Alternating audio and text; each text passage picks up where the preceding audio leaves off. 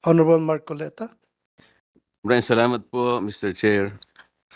Mr. Chair, inisa-isa ko pong nireview ang credentials po ng 35 senior officers of the Armed Forces of the Philippines at ang kanilang ad interim appointments na sila pong lahat ay nasa harapan natin. Sa akin pong palagay, silang lahat po ay dapat makonfirm na ngayong araw na ito.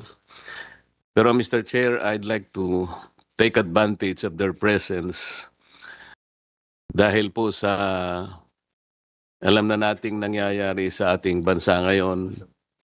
Palagay ko po, Captain, hindi naman po lingid sa inyong kaalaman yung napakaraming batuhan ng pananalita ngayon mula sa ating panig at sa kampo ng Embahada ng China. Alam po ba ninyo ang mga ito? Ako po, bilang isang Pilipino, nababahala sa ganitong mga wala na yatang katapusang iringan at palitan ng sagutan sa bawat panig.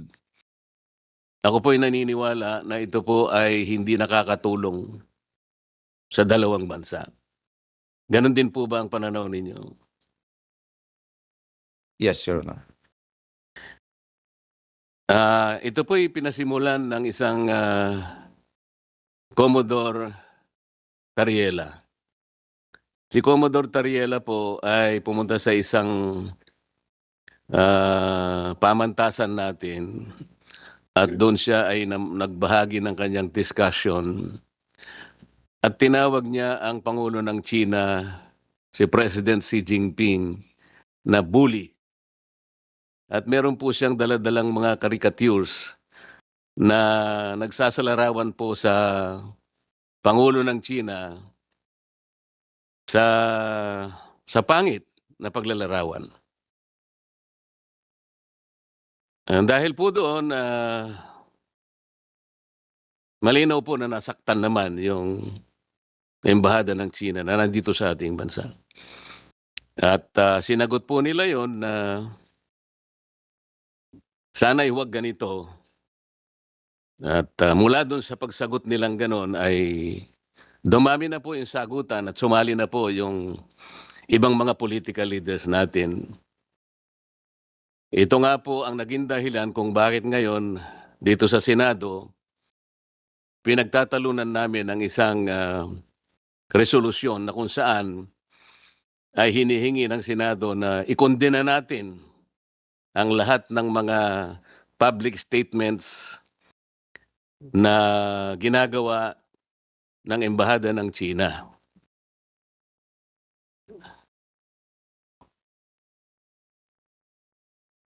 Kapitan, kung ang isa pong bahay ay nasusunog, ito po ba isasabuyan natin ng gasolina o tubig?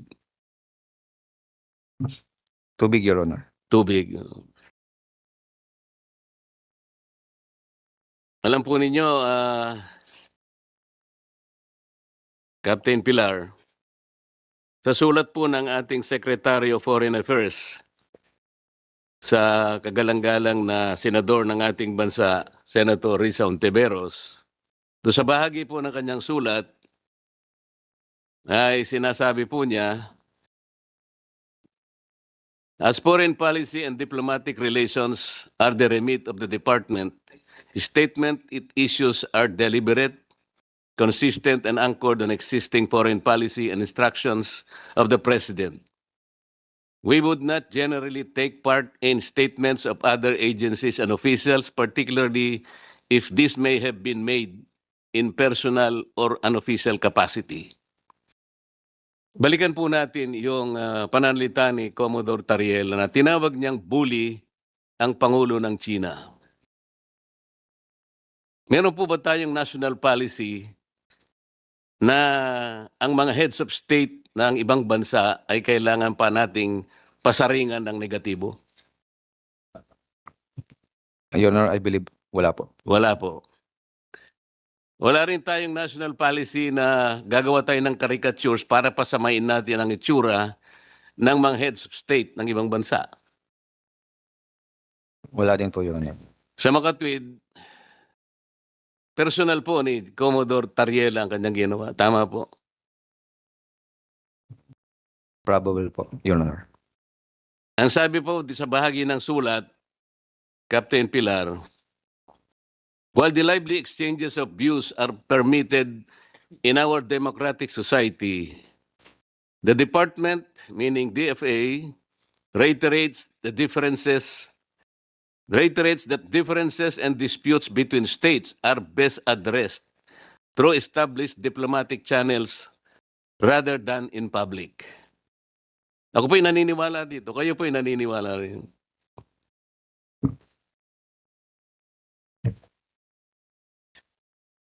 Yes, Your Honor. Okay. The department believes that escalation, even in public messaging, should be undertaken only when it advances clear strategic objectives and the national interest. Ano pong strategic objective o national interest ang na-achieve natin sa ginawa ni Commodore Tariela na magpakita ng ganong mga statements at mga caricatures sa uncompromising at nakakahiyang paglalarawan sa kanilang head of state? What did we gain strategically in terms of national interest? Meron po ba? Your Honor, I cannot answer on that. Hindi, sa panukat mo lang. Sir, being a member of the armed forces, we are voicing out the term RCs, our rights and our future, and we just stick to what is being dictated in our what is legally ours and what is stated in our law, sir. Tama po yun.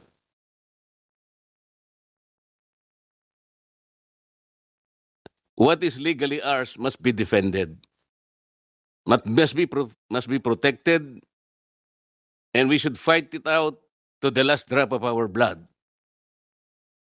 Yung legally ours. At kasama po ninyo ako doon. Kami pong lahat sasama sa inyo doon. Si Commodore Tariela po is the head of the WPS Transparency Group Office. But, Captain, he was not as transparent as he should be in explaining to you and to our people that our exclusive economic zone and West Philippine Sea are two different animals. Ang sinasabi po nila, at tama-tama naman po ito, meron na po tayong archipelagic baselines which were defined under Republic Act 9522. Malinaw na malinaw po yun. Walang pagtatalo dun. At mula dun sa archipelagic baselines na yon, madidefine natin ang exclusive economic zone, ang ating contiguous zone, ang ating territorial sea. Lahat po nandun. Ngunit, yun pong arbitral award, ang inaward lang sa atin at nilinaw yung ating exclusive economic zone. Hindi po ni-rule ng arbitral award yung West Philippine Sea. Dalawang bagay po yun. Pinagsasama po nila yun. Alam po ninyo kung ba't tayo nagkakagulo, nagkakaproblema? Meron po tayong mga isla na occupied natin ngayon. Ito yung Kalayaan Island Group. Alam na po ninyo yon. Meron tayong 4 na features in the Kalayaan Island Group. Ito po yung Pagasa, yung Parola, yung Kota, at yung Lankiam. Captain, alam po ninyo yan. Incidentally, Mr. Chairman, itong 4 na features na occupied ng ating bansa, they are way, way beyond our EEZ. Wala po sila sakop ng EEZ. Alam po ba ninyo yon, Captain? Sagutin lamang po ninyo. Alam po ba ninyo na sila po'y wala dun sa limit ng ating exclusive economic zone? Be honest. It is Beyond, within our EEZ, sir. So hindi po ninyo alam na sila po'y wala doon sa EEZ? Ang akala po ninyo, they're within our EEZ? Sir, we are already occupying those islands. No. Chairman, tinatanong ko lamang po, alam po ba ninyo yung ating KIG na binubuo ng 4 na features ay wala po sa sakop ng ating exclusive economic zone? Wag po kayong mahihiya. Kung hindi po nyo alam, I will not take it against you. Alam po ba ninyo na wala siya at hindi sakop ng ating EEZ? Yung 4 na features ng Kalayaan Island Group? Sir, those islands can also generate EEZs within. Mr. Chair, ang gusto ko lang sana sagutin niya kung mamaya po pupunta tayo doon eh. Alam po ba ninyo o hindi nyo alam na yung 4 features ng KIG are not within the limits of our EEZ? Yun lang po ang tanong. Sir, if we base the limits from the mainland Palawan, sir. It is Kapitan, way- ito pong 4 na ito ay wala po sa ating EEC. Yun po yung malinaw. Baka, kasi po, kaya po nagkakaroon ng pagtatalo. Hanggang ngayon, baka akala po ninyo, nandun sila sa EEC. Wala po. They are outliers at nandun na po sila sa high seas. Mamaya po, sa pagtatanong ko, malalaman ninyo. Ngayon, ang sinasagot ninyo, itong KIG generates its own exclusive economic zone. Hindi po. Sino po nagsabi sa inyo that it basahin po ninyo yung arbitral award. Malinaw po ang sinabi na ito pong Spratlys and the KIG are RACs and they do not generate EEZ. Dito po tayo nagkakaroon ng problema. Pinipilit po natin na pag-isahin, parang interchangeably we're using the EEZ and the West Philippine Sea as one. Hindi po eh. Tingnan po ninyo, Chairman, in Administrative Order number 29, this is 2012, sinabi po niya yung extent po ng ating West Philippine Sea. They invoke Presidential Decree 1596 at nandun nga po yung KIG. Kaya po nahihirapan ngayon ang NAMRIA, including the Department of Foreign Affairs. Nandun po sa AO 29, Section 3 and Section 4, they are being ordered to prepare the charts, the maps, to prepare an official map of the West Philippine Sea and deposit it in the office of the UN Secretary General and notify the appropriate international organizations, including the International Hydrographics Organization, in relation to it. Bakit hindi po nila magawa hanggang ngayon? After 17 years, Mr. Chair, are you surprised why the NAMRIA and the DFA are unable to do this? Kasi nga po yung KIG lies outside our EEC. At pag gumawa po sila ng mapa indicating the coordinates, appropriating the high seas, we will violate the UNCLOS itself. Yun po yung problema. Ngayon, si Commodore Tariela, I don't know kung alam niya ito o hindi, he does not want to inform the public, including the rest of the members of the armed forces. Kapitan,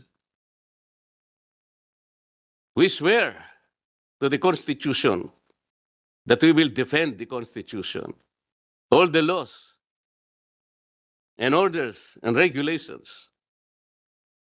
Kapag ka magkakaroon po ng giyera sa pagitan ng dalawang bansa, kayo po ang una na sasagupa dito. Kaya dapat po mas interesado kayo kaysa sa amin. Ano ba talaga ipagpapatayan natin dito? We will offer our lives, including the lives of our children, and to die for it, for something that is not even within our EEZ. Ang gawin natin po para madali, i-give up natin yung KIG. Then, mako-coordinate na natin lahat. But until and unless nandun yung KIG, wala nga po nasa labas po ng ating exclusive economic zone. Paano po malalagay sa entire West Philippine Sea? Mr. Chair, kaya po yun ang dahilan, hindi po tayo makagawa ng mapa para sana ma-submit na natin. And in our lifetime, we will able to see doon sa entire stretch ng South China Sea, lalabas doon ang West Philippine Sea. Tingnan po ninyo yung mapa ng mundo ngayon, Kapitan. Ang nakalagay South China Sea. Hindi ibig sabihin sa China lahat yon. But in the entire expanse of that body of water, nandun yung EEZ ng Vietnam, EEZ ng China, EEZ ng Malaysia, EEZ ng ating bansa. Nandun sa South China Sea. Pero tayong gusto natin, imbes na EEZ lang, theoretically ang nandun, gusto nating ilagay yung West Philippine Sea. That's good. Gusto ko rin naman yun.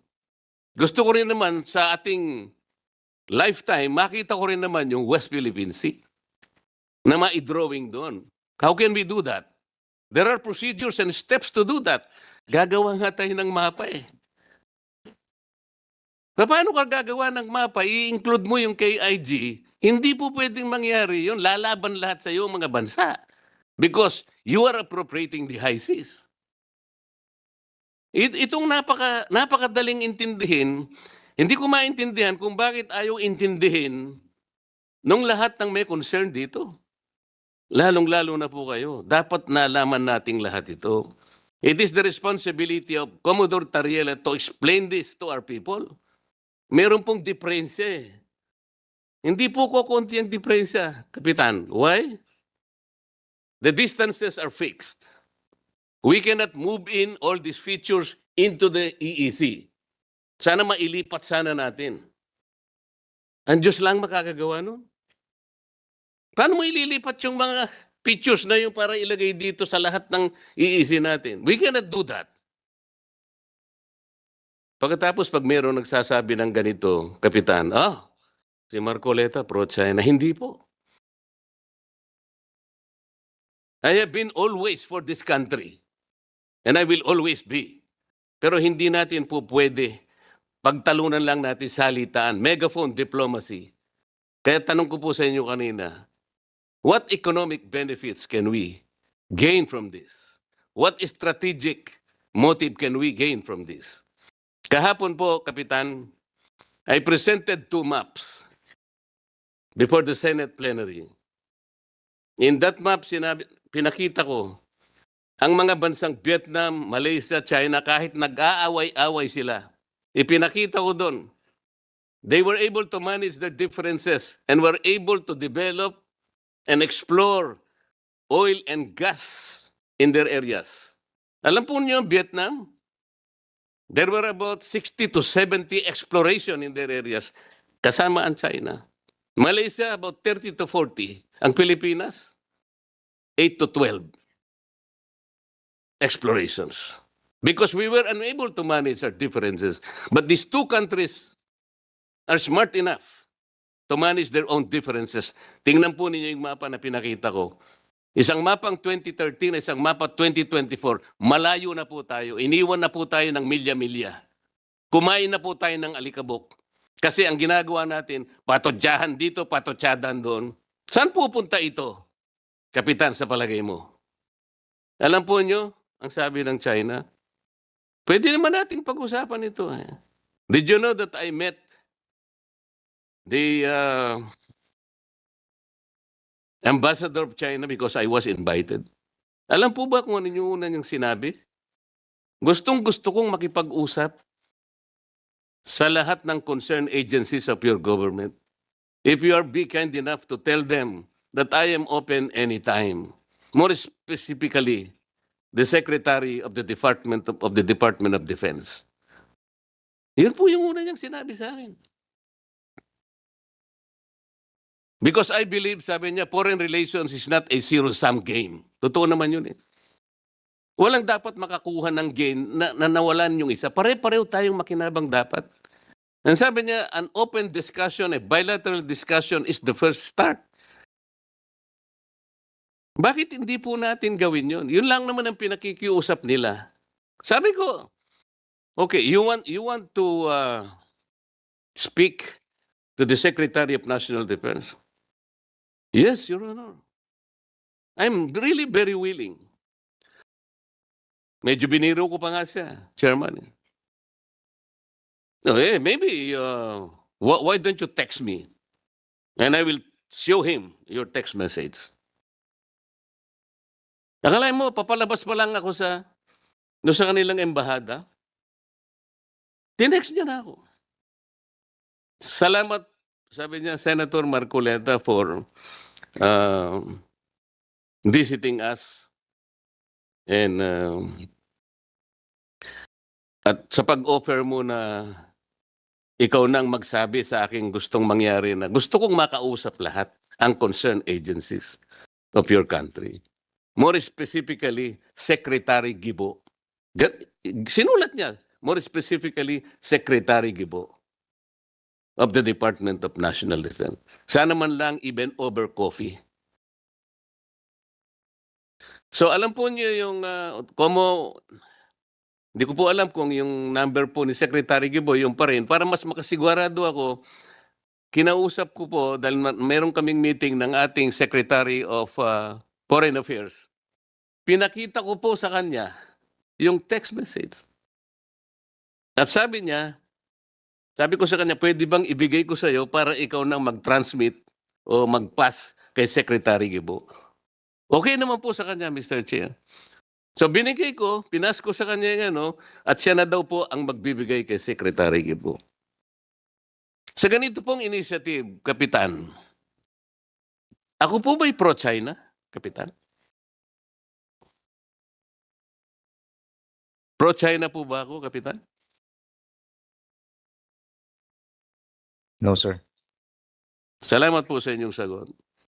Hindi po ako pro-China kahit kailan. Ako po ay pro-Pilipinas at sa interes ng Pilipinas. Kung ang China po ay papayag na makipag-usap sa atin, lalong mabuti. Sinabi ko po sa kanya, Kapitan, bakit hindi natin pasimulan ang pag-uusap natin, Mr. Ambassador, sa mga bagay na pwede nating pagkasunduan? Halimbawa, yung mga isda. Wala namang may-ari ng mga isda eh. Bakit sa kabila ng inyong sigalot sa Vietnam, nagbarilan kayo, nagpatayan kayo, but in the end, you were still able to arrange an agreement between your country and the Gulf of Tonkin in the year 2000. Meron kayong kontrata ngayon. So wala na kayong sigalot sa pangisdaan. Kahit may hostility kayo sa bansang India, nagawa nyo ring ayusin ang inyong hindi pagkakasundo, nagkaroon din kayo ng kontrata sa pangisdaan. Ganon din naman kako nangyari sa Japan. Mahigpit ang labanan ninyo dyan. Nag-iiringan kayo, mainit. Pero nagawa nyo ring ayusin sa ngalan ng mga isda. Why can't we do that here in the Philippines? Magandang tanong yan, sabi niya. Ang totoo niyan, initially napasimulan na natin nung panahon ni Pangulong Duterte. Ang kaso lang, ngayon, ito nga, patutsadahan ng patutsadahan. Paano nga tayo mag-uusap? Halimbawa, Kapitan, ikaw nagpipinta ka ng isang bagay, isang obra maestra. Nagsisimula ka pa lang magpinta, binabato ka na ng putik ng kung sino-sino. Maumpisahan mo ba yung ginuguhit mong obra maestra, Kapitan? No, Your Honor. Kaya nga po kailangan po nating magkaisa. Ayusin po natin ang problema, hindi sa patutsadahan. May makikinabang dito politically. Yung nangangahas na akala mo hindi pwedeng gawin ng China yan. We are for the fishermen of this country. Akala mo napakagagaling. Hindi naman nila alam kung paano nila gagawin. Pupunta ka doon sa Baho de Masinloc para makipagbarilan ka sa China? Ganun ba yun? Hindi po ganun Let us begin to engage them. I told him, sabi ko, Ambassador, Iyon pong traditional fishing rights, hindi mabigat na usapin. In public international law, this is only a private right. It does not concern territory. Let's not talk about territory muna ngayon. Isda muna. Para sa ganon, may mapag-umpisahan tayong isang mabuting bagay. Preparado sila eh. That's a good start, sabi niya sa amin. Kaso lang, walang gustong makipag-usap eh. Kaya ko po sinasabi ito eh. Ulitin ko po, Kapitan. I was never pro-China. I am pro-Philippines. Kung anong makakabuti sa ating bansa. Palaging ganun ang aking posisyon. Sana po, naintindihan niyo ako, Kapitan. Salamat po, Mr. Chair.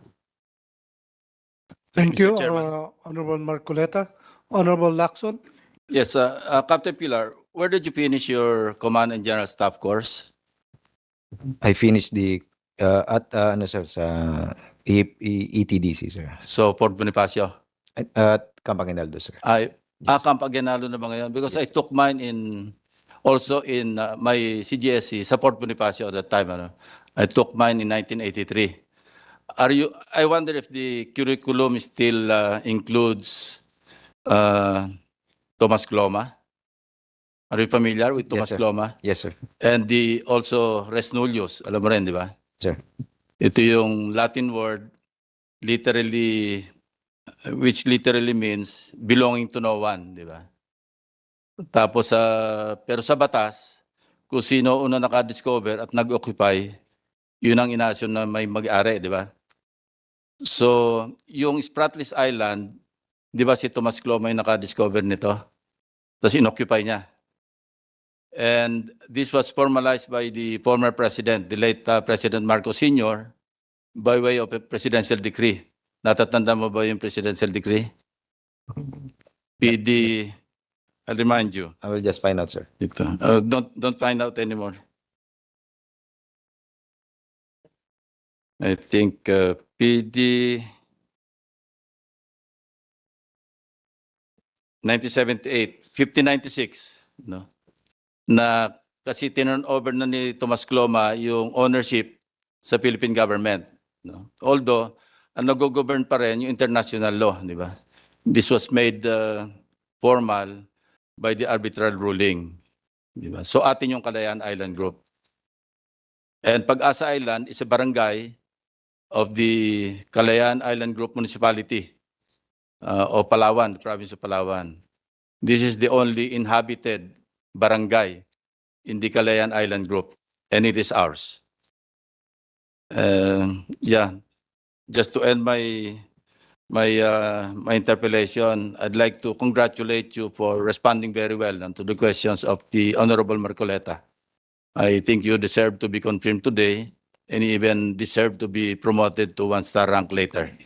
Thank you very much. Thank you. Thank you, Honorable Lacson.